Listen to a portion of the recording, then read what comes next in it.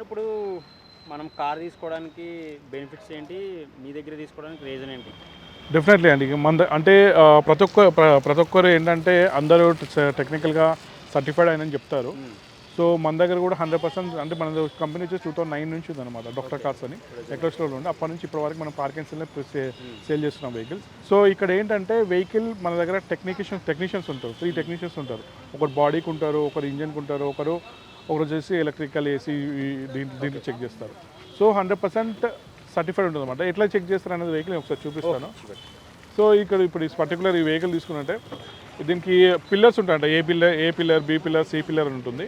ఇది ఓపెన్ చేస్తారనమాట. సో, ఇది ఓపెన్ చేసినప్పుడు ఇది బాడీ ఇట్లా ఓపెన్ చేసేసి ఇది ఉంది కదా, ఇది చూసారు కదా, ఇదంతా రోబో ఫిట్టింగ్ అనమాట.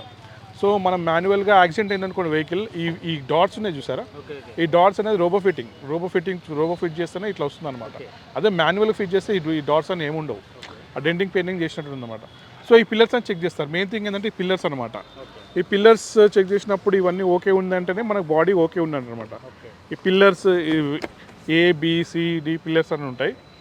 అండ్ అది కాకుండా మనకి ఇంజన్లో ఇప్పుడు సపోజ్ ఇది వచ్చేసి మనకి diesel vehicle. So, diesel vehicle engine ఎట్లా ఉంటుందని చెప్తాను. బానెట్ ఓపెన్ చేసిన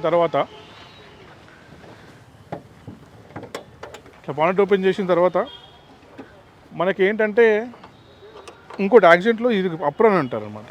ఈ 2 అప్రాన్స్ ఉన్నాయి కదా, ఇదంతా కంపెనీ పేస్టెడ్. ఓకే.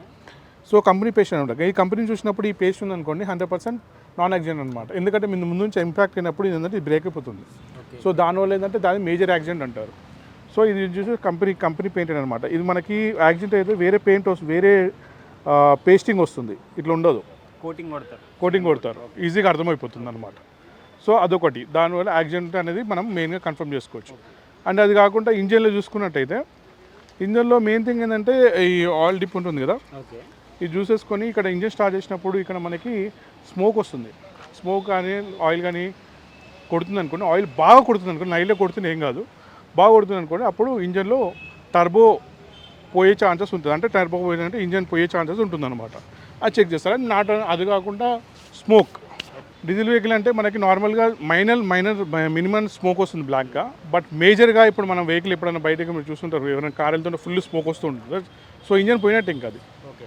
సో, అదనమాట. సో, నార్మల్గా మనకి స్టార్ట్ చేసినప్పుడు కొద్దిగా స్మోక్ వస్తుంది, తర్వాత రాదు, తర్వాత లైట్ వస్తుంది, లేకపోతే లేదు. దానివల్ల ప్రాబ్లం ఏమి ఉండదు. సో, ఇంజన్ అలా చెక్ చేసుకుంటారు. అండ్ అది కాకుండా electrical, AC, suspension, steering system అనేది మనం డ్రైవ్ చేసి ఆన్ చేసి ఎవ్రీథింగ్ అవన్నీ చెక్ చేస్తారనమాట. ఇంకో టెక్నీషియన్స్ ఉంటారు. సో, ఈ 3 మన దగ్గర చెక్ చేసిన తర్వాతనే వెహికల్ అనేది ఇక్కడ సేల్ చేయడానికి మనం డిస్ప్లే పెడతాం. అలా ఉంటుందన్నమాట. అండ్ ఇక దీంట్లో మనకి బాడీ పార్ట్స్ చేంజ్ అయినా ఏమైనా తెలిసిపోతుంది ఈజీగా. ఇవి కూడా ఇంకా అంటే అది మేజర్ కాకపోయినా, సపోజ్ ఎగ్జాంపుల్ చెప్తున్నాను, మైనర్గా ఇప్పుడు మనం వెహికల్ తీసుకుంటే బంపర్ తగిలింది, బంపర్ చేంజ్ చేస్తాడు, ఈ ఫెండర్ చేంజ్ చేస్తాడు, దానివల్ల మేజర్ యాక్సిడెంట్ కాదు. ఇన్సూరెన్స్లో యాక్సిడెంట్ క్లెయిమ్ చేసుకుంటారు, ఎందుకంటే ఫ్రీ ఆఫ్ కాస్ట్లో మనకి బాడీ పార్ట్స్ వస్తుందని చెప్పేసి. సో, అది మాత్రం యాక్సిడెంట్ కింద చెయ్యరు. కానీ కొంతమంది యాక్సిడెంట్ అనుకుంటారు, it's not accident. So, pillar కానీ అప్రాన్ కానీ చేసేది కానీ డ్యామేజ్ అవుతేనే యాక్సిడెంట్ అనమాట, లేకపోతే యాక్సిడెంట్ అనేది ఉండదు.